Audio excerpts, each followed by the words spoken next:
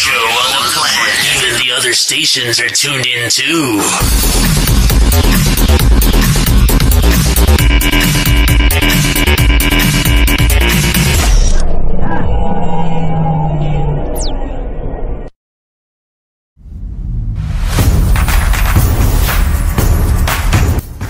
Harmony FM, where your beat can be someone's heartbeat.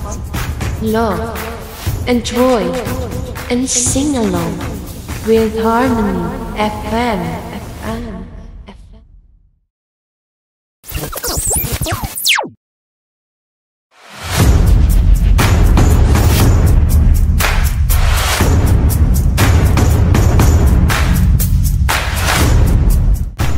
At eto na naman tayo't nagbabalik.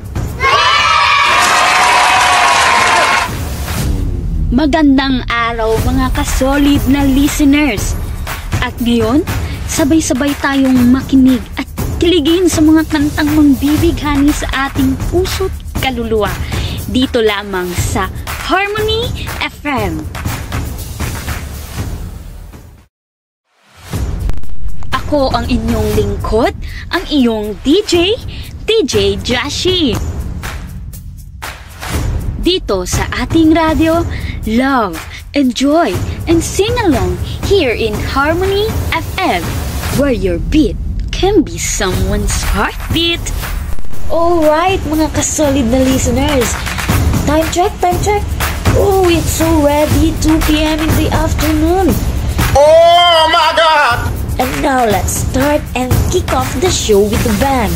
This is Maglasa Isa-Isa by the incredibly talented local artist from Hulosulu, Jomar Hassan. This song is all about ang pag-ibig na hindi nasuklian, a one-sided love. Nakakalungkot, diba? Let's sing along! So, sana ma-appreciate yung mga tao doon darang haraig niyo. Amin minsan hawak to ko hakasusahan, way ko binin. So, bungod ka mo, ini pangasun nila. Sampay ka kami. So, let's go.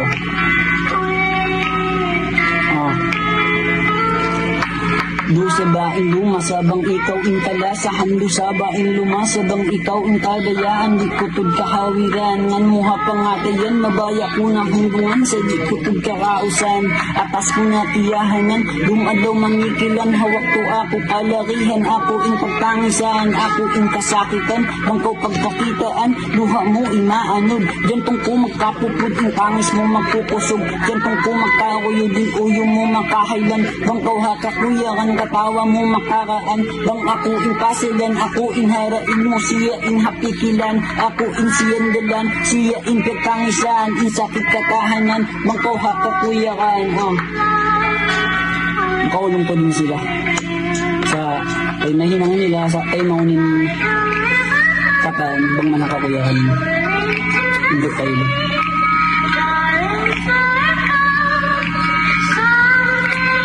Let's go. Yo.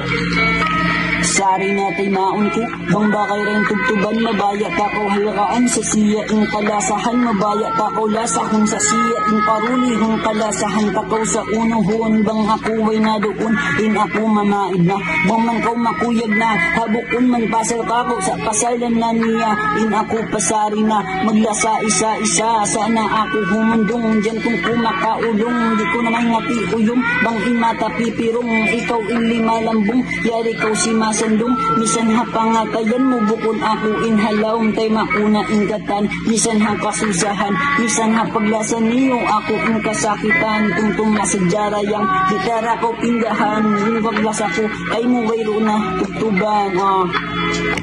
So, gusto ko lang paglungod, sana ma-appreciate hindi ako nila. Peace out. Wow! What an incredible start to our show. I can feel the positive vibes flowing through the airwaves. Now let's dive into some trivia about our first artist. Did you know that he's studying at Universidad de Zamboanga taking up Bachelor of Science in Criminology? Amazing, right? May poging officer na tayo soon.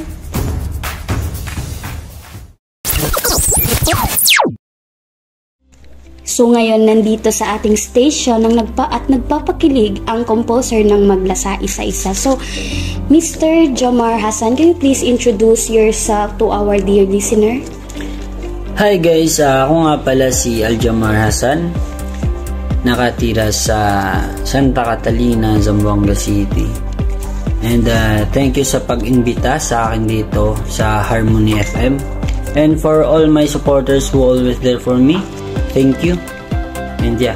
So, Jomar Hassan, what do you want me to call you po? Jams na lang. So, Jams, can you tell us who's your favorite artist? Pwedeng local or international. Ang favorite artist ko, si Justin Bieber.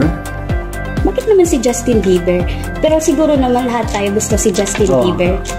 Kasi nung bata pa ako, palagi ko siyang naririnig. Tapos hindi lang siya singer, but he can also play the guitar, drums, piano, and trumpet as well. And he's not just a singer, but also an impressive artist. He's also a stage performer. Kaya siguro idol mo si Justin Bieber kasi diba gusto mong maging stage performer. Ang galing mo naman sa part na yon. So, ano yung paborito mong kanta as of the moment? Ano yung lagi mong pinapakinggan? Yung palagi kong pinapakinggan na kanta ni Justin Bieber is Love Yourself. Ay, gusto ko rin yun. Gusto ko rin yan. So, may nag-comment from JB Baong 123. Sample nga Mr. Pogi. So, sample daw po. Pwede po ba pagbigyan natin yung mga listeners natin ng konting sample lang? Actually, di ako prepared pero nagdala ako ng gitar. Ay, wow. Ang galing. So, kikiligin na naman talaga. Para sa'yo, sino na si JB? JB Baong 123. So, yeah. Para sa'yo to.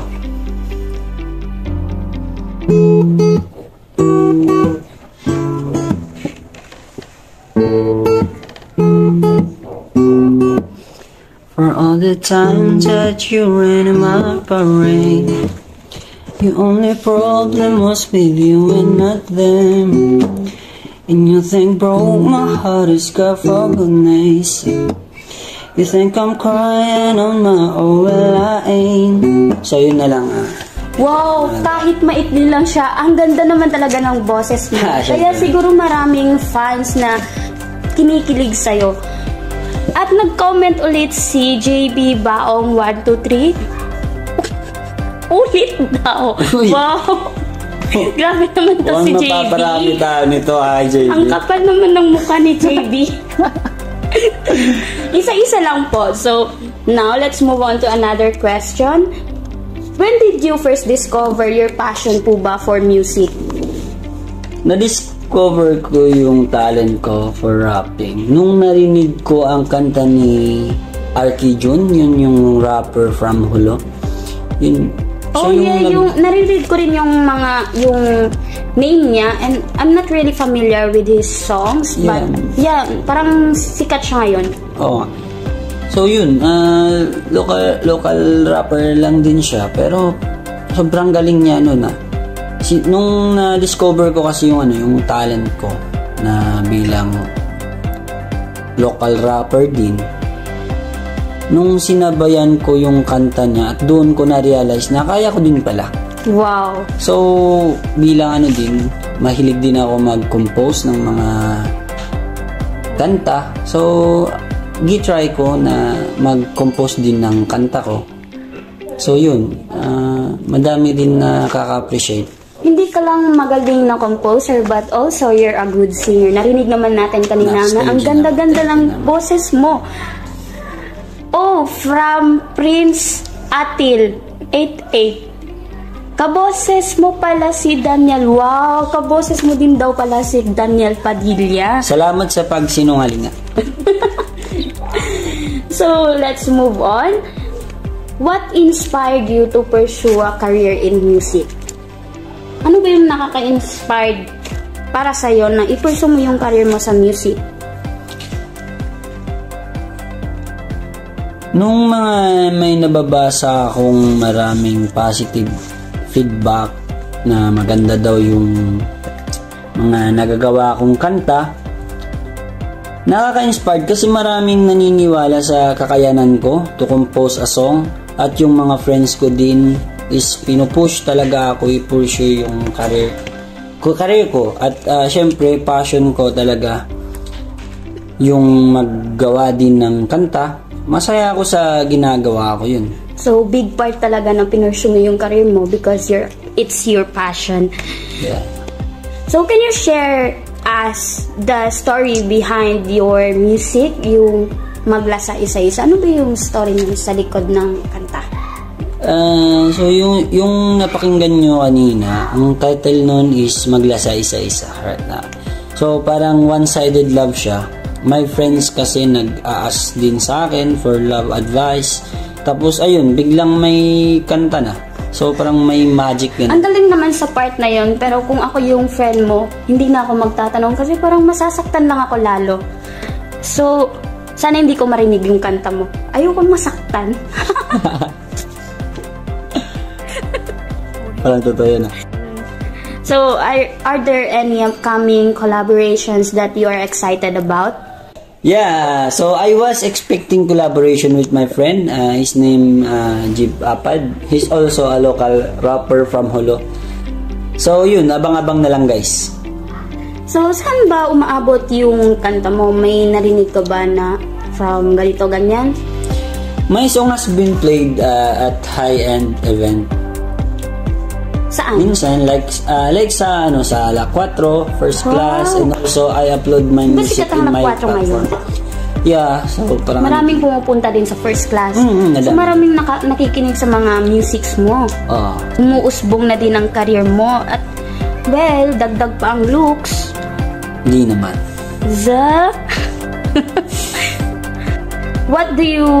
What do you hope listeners take away from your music, or what message do you try to convey through your songs? So ayun, I want my listener to take away their pain and remind them that there's a lot more in this world than love. Correct naman. Like mahalin mo